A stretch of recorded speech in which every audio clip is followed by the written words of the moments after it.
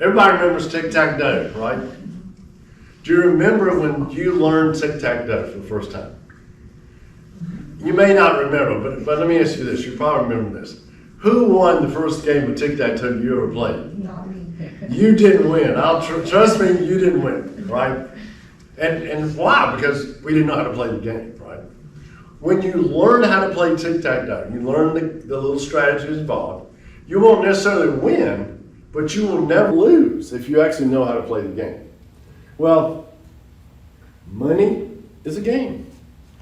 It has rules, right? And those three entities I keep referring back to, they know how it works. But they don't want you to know how it works, right? And just think about it. It just makes sense. When you're in a business deal with someone, if they win, you lose, vice versa, right?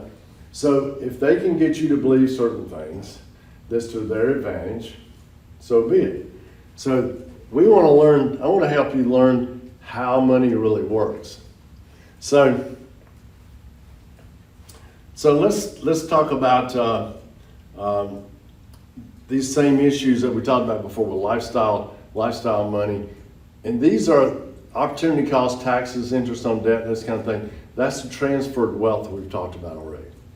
So again, this is where savings and investment, the accumulated money, this is where everybody wants to focus in. And what we believe one of the big lies is that if we can get you to have better investments, then we can fix this problem for you. So, but if we focus only on the investments, what happens? We have to take more risk to do that. And risk means potential loss. So if you're only focusing on a part of the pie, and that's the only thing you're looking at, then you're going to be forced to take more risk to make things work. Does that make sense? So let me ask you a question. Let's say, I don't know if you have any golfers in the room, but I think everybody probably understands how the game of golf works.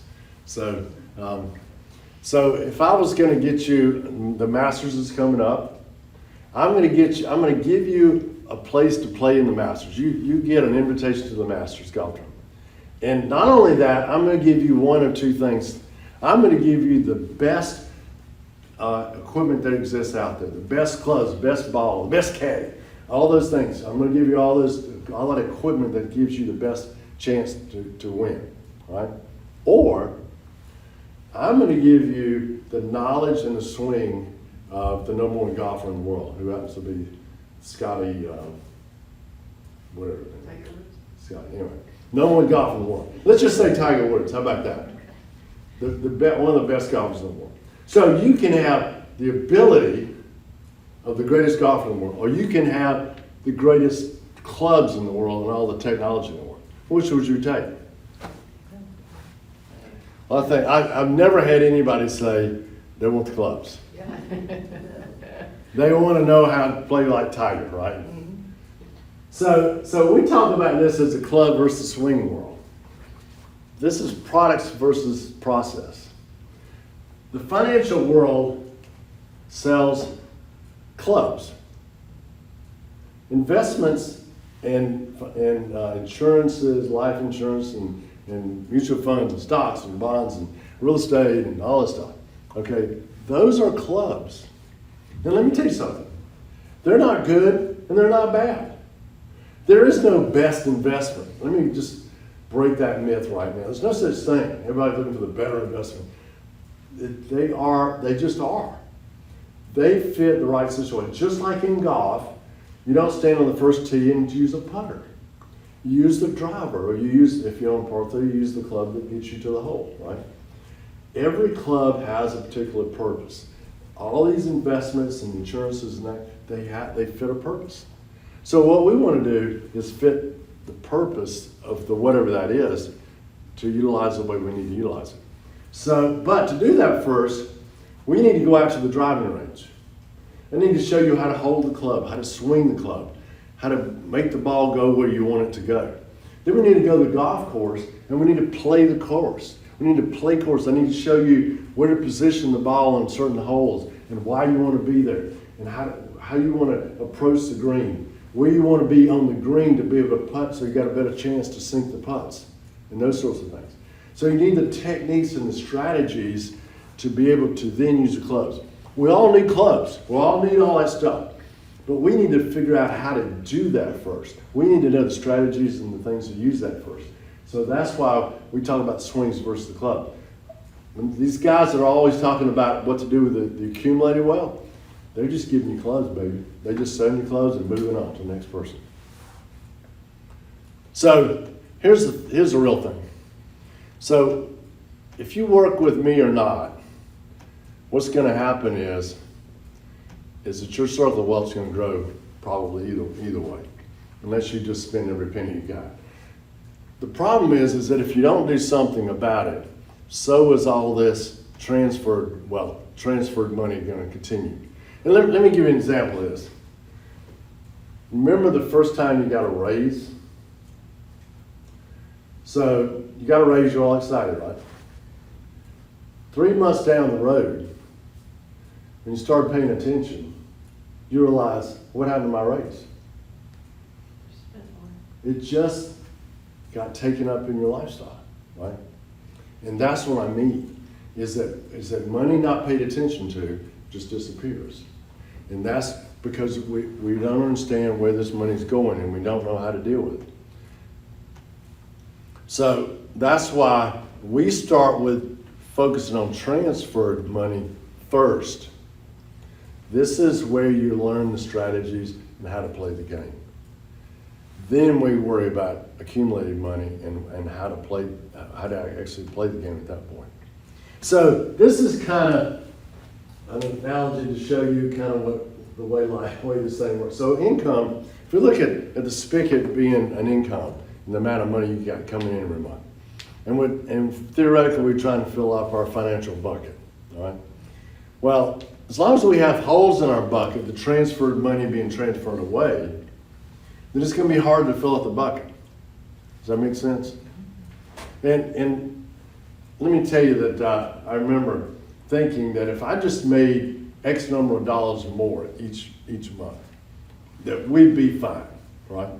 And then I get those raises, and it didn't work. It's because I had holes in my buckets. So first thing we need to do is learn how to fill up the holes. Once we fill up the holes, then even a trickle will fill this bucket up quicker. So we're going to focus on filling your financial holes in your buckets and then being able to grow your wealth. This is a strange looking piece of equipment. So what's the first thing that comes to mind when you look at something that looks like that?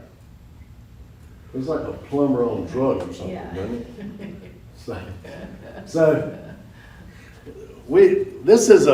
this helps us give a representation of what it looks like, of what we think the flow of money works like. So it helps us represent to clients how this thing works and what it looks like and how the flow of money goes through the system. Because it's important to understand that. We really believe there are 3 major financial components to building wealth. And those involve, number 1, savings. Okay? We define savings is where we put money that we can't lose, that grows continuously and is tax-free. That's what we want our savings to be. So that's number 1. The second bucket is investment bucket. So these are all the investments in the world. And we want to grow those investments so that we have really money down the road as well. So that's the second bucket. We call this the green tank and the yellow tank. And you'll notice the word risk is on the yellow tank and the word safe's on the green tank. If you notice on the safe tank, to represent that you can't lose money, we have a top on it. So to be a good savings tank, that could be a place where no money can escape. However, look on the risk side, and you notice it's an open top. Because on the yellow tank, we're taking risk as we grow investments. And that means money can come and money can go. Now the third, and actually the very first piece that we look at, is protection. So what is protection? Protection is insurances. First, let me tell you is I don't sell most of this. We're talking about first car insurance, homeowners insurance, umbrella insurance. You may not be familiar with that. We'll talk about that later.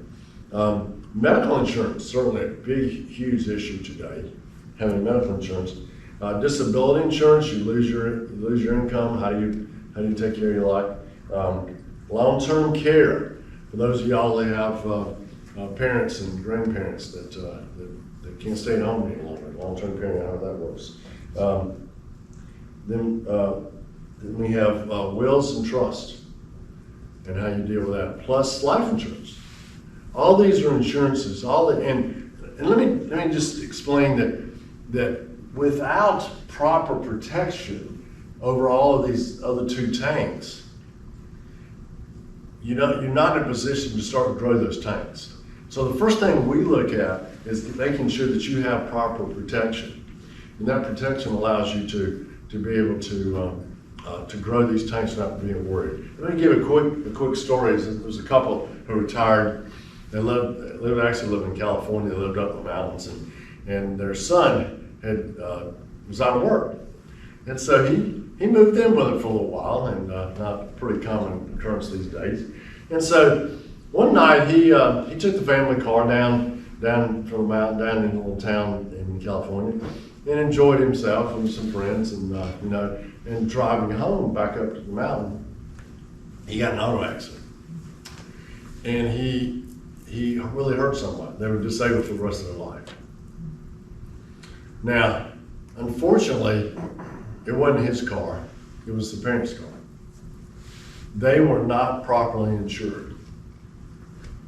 They lost just about everything. They had a perfect retired lifestyle, everything was fine, they were living very comfortably retired. And because they didn't have the proper protections, they lost everything.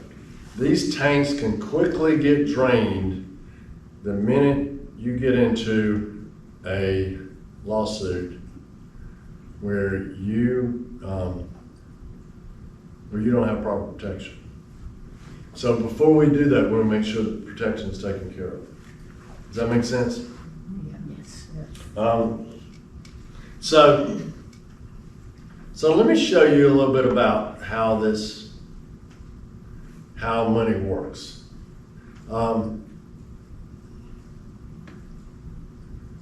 So this tank right here represents your lifetime capital retention. So as income comes in through your tank right here, this is from your job or your company or however you make a living. So the money flows into this big tank.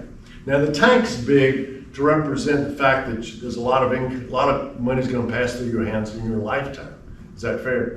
But money doesn't accumulate in this tank. What happens to it? Money flows right down through this pipe right here, and it stops here for a second, and this little copper valve you see here, we call that the tax filter. And at that point, you have to pay Uncle Sam. So Uncle Sam gets his money, and it flows out the bottom.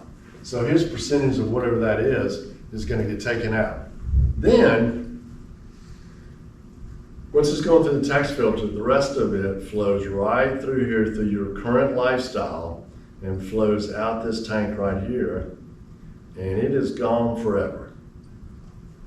So this is the natural course of how money flows through your life. That's the easy way. And what we see here is most people, a lot of people, I won't say most, but a lot of people, this little valve right down here is 100%. So 100% of your current lifestyle of money's flowing right through your current lifestyle. Now, what can you do about that? If you want to have something in the end of life and at some point be financially free, we have to do what's the hard thing. And to do that, we have to come to this lifestyle regulator and we have to back off our lifestyle enough to be able to force money up this tank. That takes work. And we'll try to put that as close as I can, about 80%. So we'll do that. So in doing that, we now can force money. We now can force money up this tube that's called the future lifestyle. So what you notice here is that at this point, there's a struggle going on. And the struggle is this current lifestyle versus future lifestyle, right? Current lifestyle screams at you. And it's the thing you want to fulfill. It's all the things you want to go do. It's the life you want to live, right? But to ever have a future lifestyle, you have to put some money away. And you have to force money up this tube. Then we come to another place called the diverter at the top. Now that diverter valve does one thing. It determines how much of this money we're now saving goes into your savings tank here versus over here to your investment tank, right? Now, let me go back and make another point, is that those of you who do have 401ks and IRAs, the way that works is that money comes through this tube into your investment tank without going through the tax filter, as you know. So that's money that comes in. However, what that looks like in the tank is this. Money that comes in without taxes looks like this. And so you see the yellow tank, but you see this red too. That represents taxes that you owe on money that you haven't paid taxes on yet, right?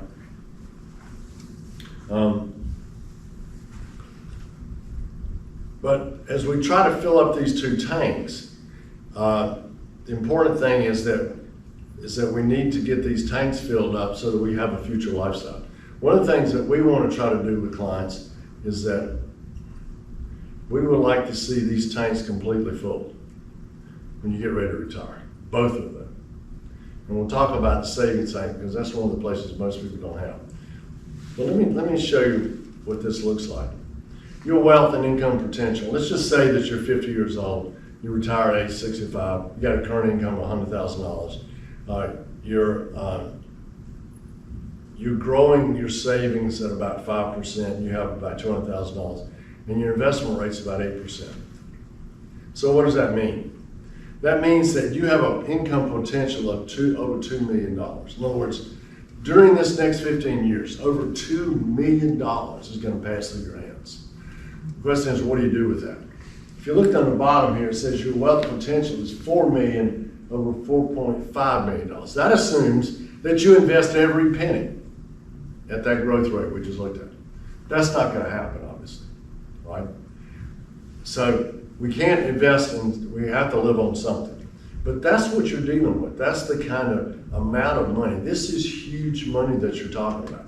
It's easy to forget to think about that not being a big deal, but it's things that we really have to think about because it's a lot of money coming into us during our lifetime. So in trying to fill these two tanks, we have two issues we have to deal with. The first one is our old buddy, the federal government. And this is an interesting little chart. This goes back for the tax history for the entire history of taxes, which started in 1913. Just as a little course of history, the founding fathers of this country wrote the Constitution. They were, I think, very bright. And one of the things they put in there is that they specifically said you cannot have an income tax on the people of this country. That's in the Constitution. In 1913, in our infinite wisdom as the people that were there at that time, they allowed an amendment to be passed in the Constitution, which was the 16th Amendment, which actually said, oh, those guys were wrong, we want to tax ourselves, right? So that's where you see this little bitty thing, and I'll show you this in a minute. This little bitty thing over here. right? Just a little bit of tax. Well, here's where we are today. Now let me show you something. The average tax across all times is 56.794%. Now, as you can see, we had a lot higher taxes back here, but I want you to look at what's going on now. Okay? We're below the average. Now I'll show you something else. This is the debt clock. This is an ongoing recording of a lot of the expenses that are going all throughout the United States and the world for that matter. But I want to focus you just on one number. This one over here is called the U.S. national debt. And that's at $31 trillion. Okay? Trillion. Now, when George Bush came into office, was that not that long ago? That debt was under $5 trillion. It's not 31 trillion. So, let me ask you, where do you think taxes are going? They're probably going up. But let me show you how they play games with taxes. In 1913, oh, by the way they passed this is tax the rich. They were only going to tax the rich. Of course. That's how this started. Does that sound familiar? So the initial tax rate, the bottom tax rate was 1%. You didn't pay any taxes till you had at least $20,000 income, which in those days was a lot of money, quite frankly. The highest tax rate was 7% on $500,000. A lot of money in those days. 1913, not many people made $500,000. Fair enough? Now, so there's a lot of things going on with tax rates. So it's not just the tax rate. There's the threshold of taxes, the lowest threshold and the highest threshold.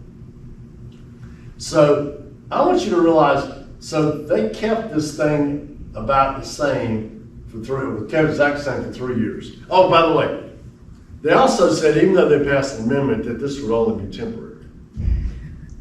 Only be temporary. I want you to see what happened by year 16. They doubled the lowest tax rate from 1% to 2%. Doesn't sound like a big deal. I'm sorry, 1917.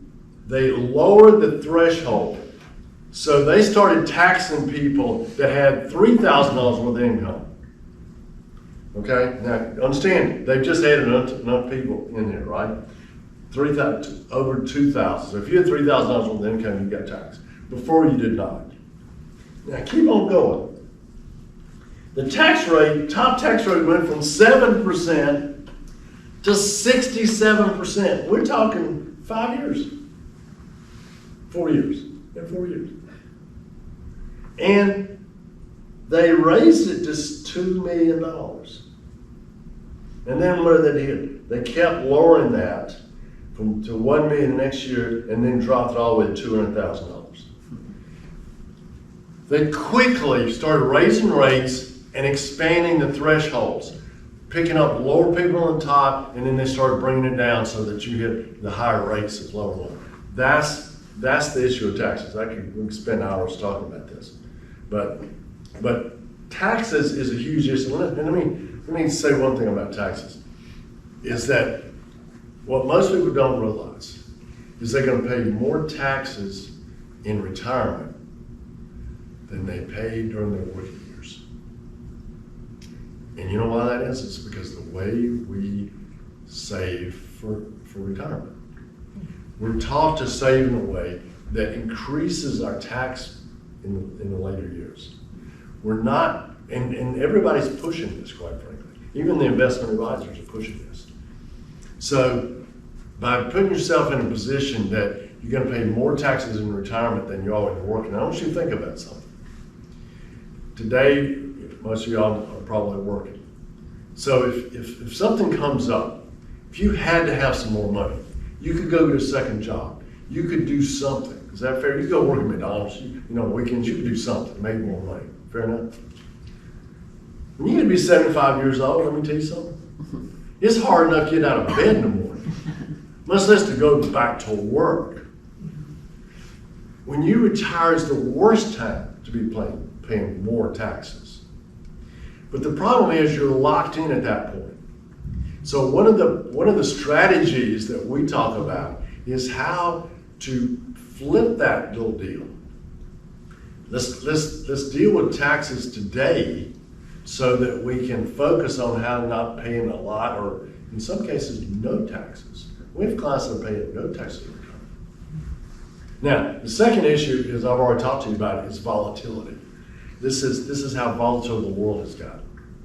Well, so in doing that, we need to grow our money. Is that fair? And grow the yellow tank that we talked about. So what happens when we're trying to grow the yellow tank? We have volatility in our investments. That tank, as I showed you, the tank was open. So let's see what happens. So if we use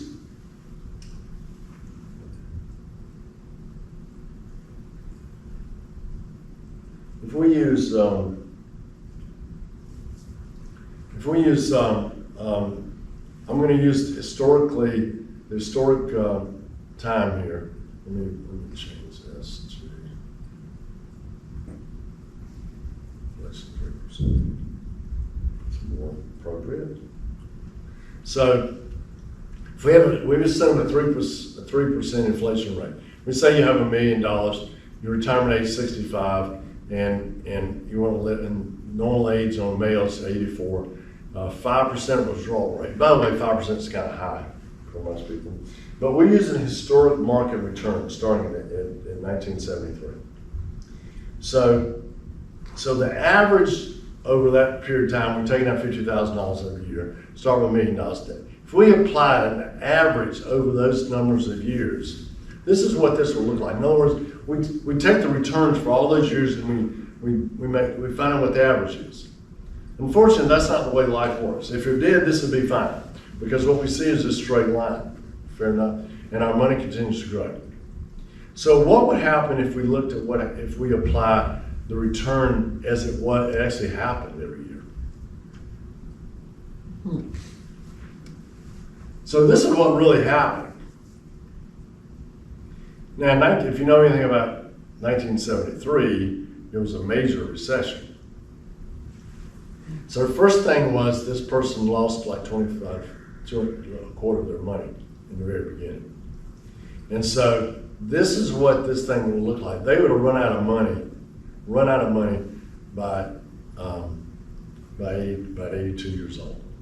They'd be completely out of money, even though they had an average return of 8%. This is what the volatility of investments is about. And there's a key issue here, is if you have to live on your yellow tank, and this is what people do, because remember, this is how the financial world wants you to be. They want to put all your money in that yellow tank. That's the only place they know. And then you're at risk for this kind of thing to happen, running out of money. So volatility of investments are important. And so how do you deal with that? Well, we look at it a little differently. And what we do is we create strategic portfolios for people. And those portfolios have average returns so people can understand what we're dealing with, what they look like. But you saw what the average looks like. You can't live off the average. We show people what the historically upside looks like and historically what the downside looks like. We help them understand the risk of the yellow tank by showing them which portfolio and how it's performed over time and how much of that volatility they can stand. Now I'm going to show you how we avoid that downturn problem, because we use more than one big bucket of money to fund retirement, and that's an important piece of the puzzle.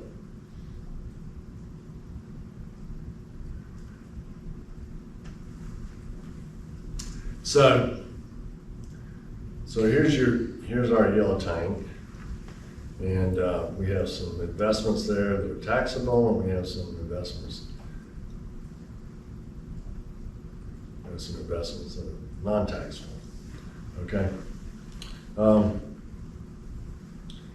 let's look at, I'll tell you for a minute, let's look at the things that we would put inside of this yellow tank. What sort of investments, what sort of benefits we would look for in any of these. I've got a list of what we believe to be the top benefits maybe you would want in any sort of investment. Tax deferred growth. In other words, we want growth, we want stuff to grow so we're not having to pay tax on an ongoing basis. Is that fair? Tax-free distribution. That'd be nice, so we're not having to pay taxes when it comes out. Competitive returns, obviously. High contribution, in other words, you can write contributions as much as you want to put into them. Some additional benefits such as what if you became disabled? Would you like to be able to have your investment portfolio completed? Some other things like that. Safe. How safe is it? Can you lose money or not lose money? Some guaranteed loan provision and how to structure loans bring back. Do you have liquidity usage control? And do you have deductible contributions? So these are 10 benefits that we think would be really nice. The problem is that let's just take mutual funds for instance. Mutual funds have 3 of these, okay? They have competitive returns, they have high contributions, and they have liquidity use and control. What's an investment real estate look like? It's got 5 of them. Tax deferred growth, competitive return, high contributions, some additional benefits, tax benefits, and you can borrow money on it. Now, precious metals, got 4 of them. Now, the point of all this, what I'm trying to get you to understand is that, remember when we talked about the clubs, and you're on the golf course, and you're 150 yards from the hole, you don't take out your driver, and you don't take out your putter. You take out the club that hits the ball 150 yards. That club you use, maybe it's 7-iron, 6-iron, 5-iron, 8-iron. That club has a specific use. You don't use it on every shot. Investments we have in the yellow tank, we need a variety of those investments.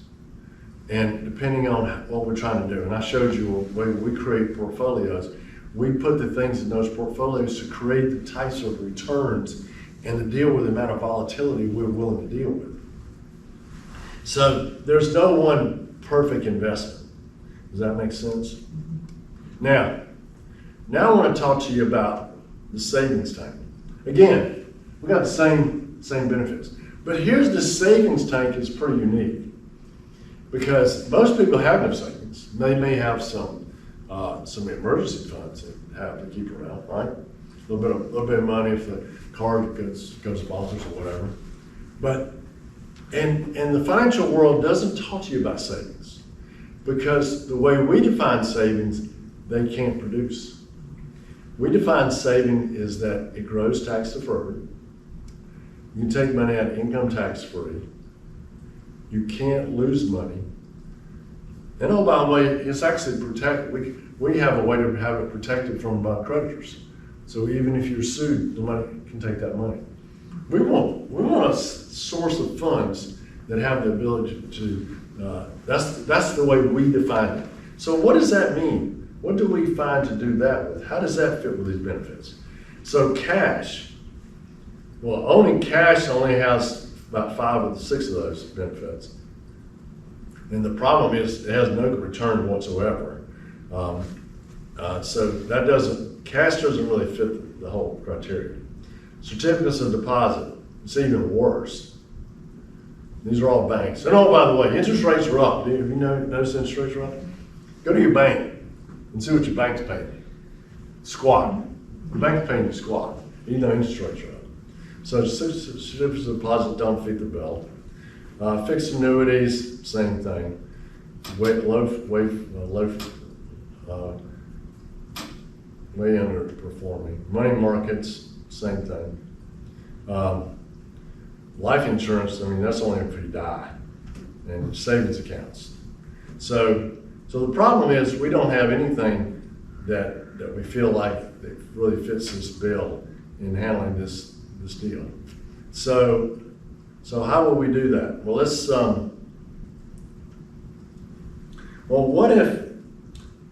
what if there was a way, there's really only two things that I know about in this world, in the savings world, that grow tax free. One of them is real estate, which is savings, didn't really fit real estate very well. But the other one is life insurance. So what if we could take life insurance and what if we could do some things to it? For instance,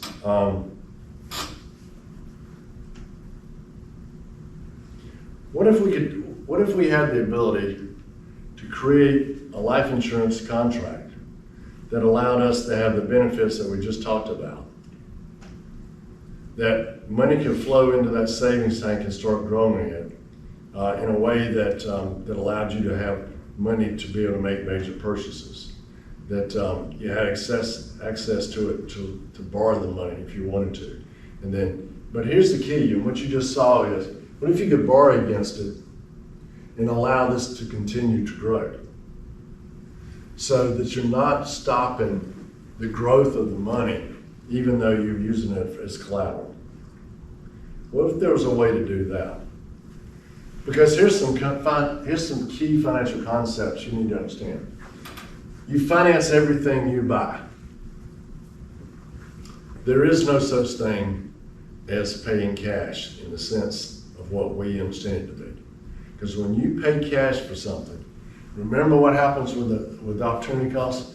When you give somebody your cash, that's gone. Those are those chickens that have left the coop. They're never going to lay you any more eggs, right?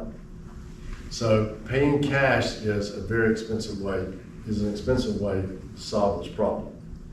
And so there's three types of behavior that comes out of this: the spender, the saver, and the wealth creator. So when you need something, when you want to buy something, let me tell you what the spender does. The spender spends 100% of their money.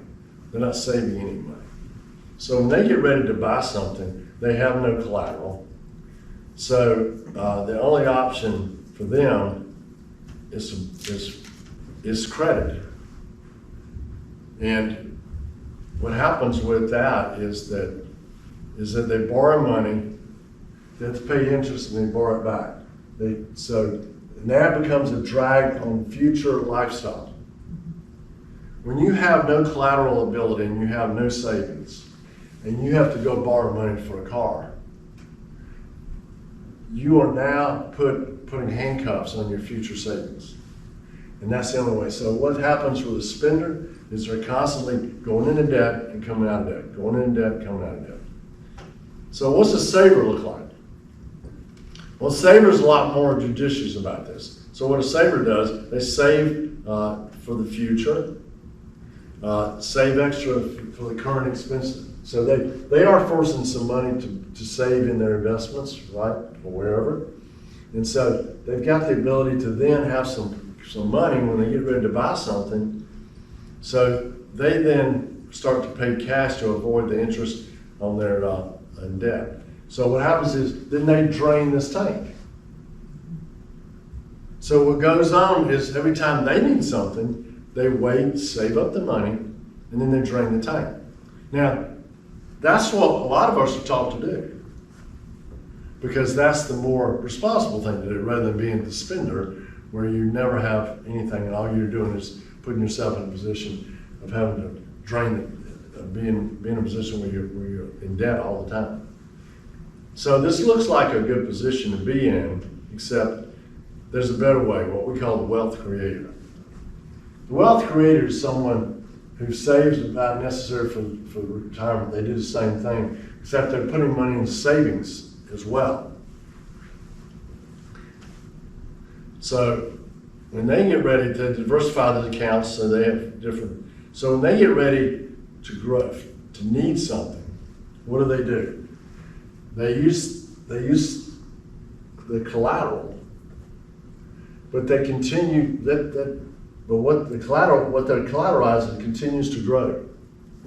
So they're not draining the tank so that there's no money left anymore. They're smartly using collateral to pay for things, which allows them to continue to grow their wealth. and the loan payments from current lifestyle paid for the whole thing. And so that's how Wealth Created goes about doing this. Now, so what does this look like? How could you use insurance to make this work? Well, if you look on the left side of this sheet, you see that as you grow a permanent life insurance policy, what you're doing is you're filling up that green tank with money. And it continues to grow and compound. So when you get ready to make a major purchase, like a car or something else, then what you do is the insurance company lends you the money, an interest-only loan, against the collateral you already have with them. Okay? So you're not borrowing your money. The insurance company is lending you money using your money as collateral. Your money continues to grow. Now you have an interest-free loan to go ahead and buy what you need. Now here's the funny thing about loans from insurance companies. You can pay the money back if you want to, which is good, and I think it makes a lot of sense. But you're not required to. You can make payments when you decide to. You can stop when you don't want to. Because what really happens is, once you pass, if you've got money that you still owe the insurance company you never pay back, they just take it off the death benefit at the end when you die. So this is access to money, your money today, without you having to put yourself in a position where you're obligated to someone else that you can't pay the money back. So this is the way we can use life insurance to fill up our green bucket and have access to money, and it continues to grow. It fits all the criteria we just talked about, but still allows us to do these kinds of things. Now, the last thing I want to tell you about is I want to tell you about the 4 most important financial questions that everyone needs to know. And they need to be able to answer these questions. We find that most people don't know the answer to these, even if they have financial advisors.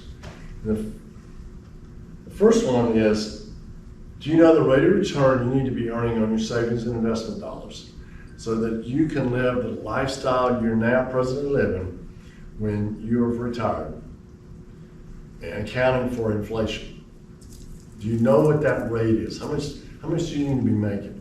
Most people cannot answer that question. Do you know how much you need to be saving to do the same thing? How much are you saving on a monthly, yearly basis to be able to accumulate enough money to, when you reach your retirement age, that you'll be able to enjoy the same standard of living? Do you know when you can retire based upon what you're now doing, so that you can, again, live the same lifestyle you're living today, but in retirement? And finally, do you know how much you would have to reduce your lifestyle if you're not doing all these things? How much of that your lifestyle would have to go down for you to be able to live because you're not saving enough money? Because the biggest issue for everybody in retirement is this: am I going to run out of money? And let me tell you something. You'd be shocked at people with a lot of money still have that same question, which you would consider a lot of money.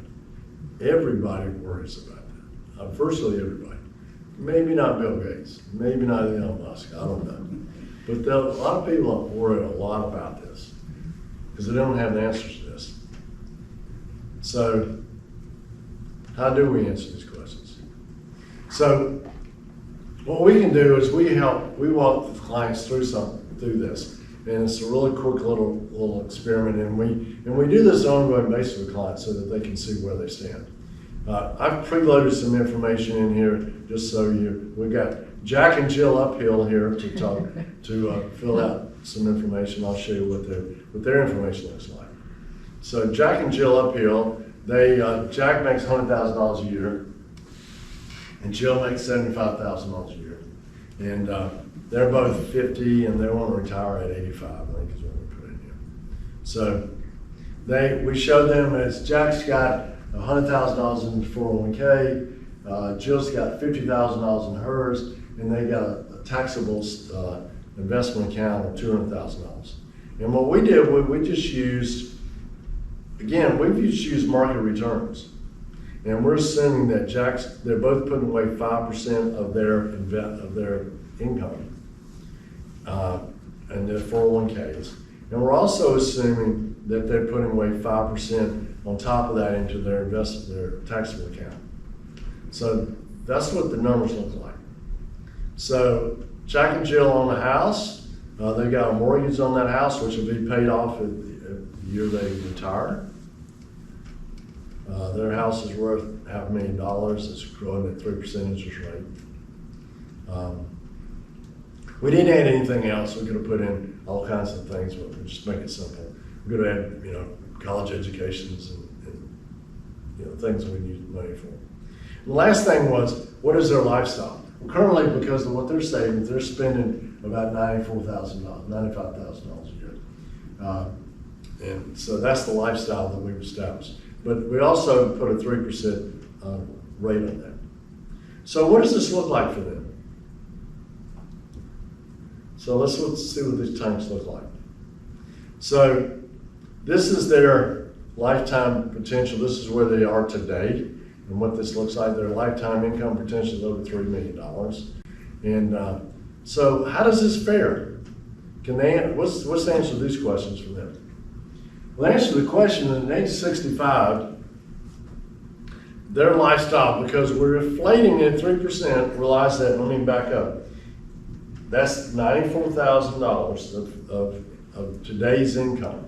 What would that number be in the future? Would be, and by the time they get to be 65, that actually need almost $148,000 to live the exact same lifestyle they're living today.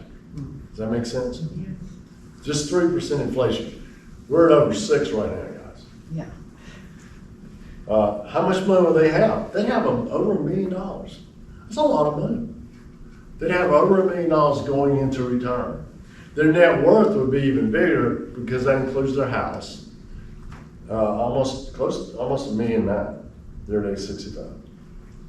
So, what is the question that you want to know? Will they run out of money? Mm-hmm. Yeah, they run out of money at 74. They're done. Then let me tell you something. For most people, if you told them, I got $1 million in retirement, my house is paid off, life should be pretty good, right? They run out of money at 74. So let's ask those questions. What's the answer to the questions for these people? How much would they have to increase their rate of return to not run out of money? So we're going to calculate that.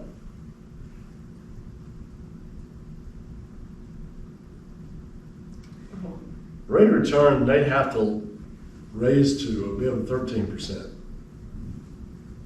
Let me tell you something. Historically, from the beginning of time, the S&P 500 has earned a little over 10%. And by most people's accounts, the S&P 500 is a pretty volatile investment. Most people don't have all that money in the market. You won't achieve 13% by just investing in the full market. You have to do some other things. They have to raise their return by over 6%. Is that doable? Probably not. So let's skip saving money right now. Let's go to how much longer will they have to work to still make this work? They'd have to work to age 79. So over here is revised. So if we go all the way down to 79 before they retire, they can make this work. Rather than retiring at 65, 14 more years of work to make this work. Probably not a palatable solution. So, last question is, how much will they have to reduce their lifestyle to not run out of money? How about 68%? They have to spend less money, a lot less money, just so they won't run out of money. Okay? So, What if in working with us, we could find ways to fix this problem? Because quite frankly, if they have to they would need to save an additional $3,000, over $3,000 a month doing everything they're doing now. What if in working with us, we could solve this problem for them? That sound like something that would, now I don't know what your situation is, but we can take a look at this situation and see if this makes sense for y'all as well. So I wanted to finish up by not leaving you hanging with the couple that retired in 2007. What happened? You know, what can be done about their situation? Well, let me tell you. So they really were at a crossroads in their life, if you think about it. I mean, that was a serious issue. So here's the deal. They could just succumb to the situation they're in, and they could just reduce their lifestyle, try to go get another job, do some other things to try to make this thing work. And this, what happened in 2008 to them would affect them the rest of their life and how they retired for the rest of their life. How they solved that in one of those problems would have permanently caused them a reduction in their lifestyle. And they did what everybody told them to do. Financial planning failed them.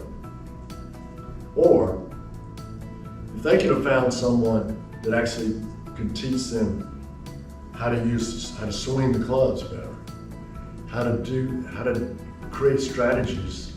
Even at this point, people could have stepped in and made some changes to get them through the short-term issue they have, which is cash flow. Allow them to leave their investment accounts alone to grow back to where they were. And then make structural changes so that this wouldn't happen again, or that maybe future issues could even be avoided because they're learning how to play the game. So there is solutions to these things, but it takes thinking outside the box. It's about understanding about the blind spot and about being able to find the people that have those experiences and the confidence to solve those problems, and being able to really look at that red sliver that we talked about and saying, you know what, my belief system is wrong in some places, and when I find and am exposed to the truth, I'm willing to accept the truth and make the right decisions and implement those to make my life better in the future.